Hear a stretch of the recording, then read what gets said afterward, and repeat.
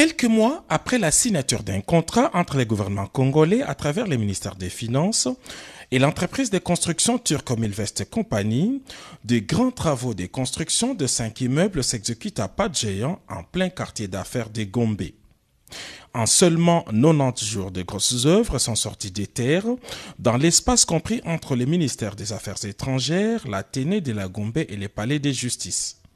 Ces complexes immobiliers devraient comprendre deux tours jumelles du centre des finances de 26 étages, deux autres tours de la même hauteur du centre des congrès et un hôtel 5 étoiles avec tous les services annexes.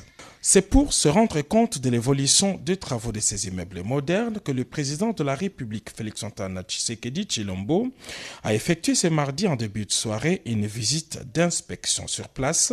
Le chef de l'État s'est d'abord rassuré des conditions de travail et traitement des ouvriers congolais avant de s'entretenir avec l'équipe turque en présence du ministre des Finances, celui du budget et leurs collègues des affaires foncières. Suivant les explications de M. Turan Mildor, le patron du groupe Milvest, dans les 5 prochains mois, toutes les grosses œuvres seront exécutées et les immeubles seront remis clé en main en décembre 2023.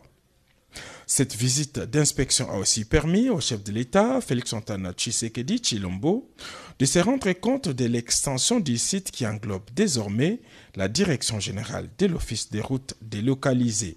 Avec ces deux tours jumelles d'architecture moderne et futuriste, le centre des finances de Kinshasa abritera entre autres les cabinets du ministre des Finances, celui de son collègue du budget et plusieurs services relevant de ces deux institutions, les tout à un jet de pierre de la Banque centrale du Congo.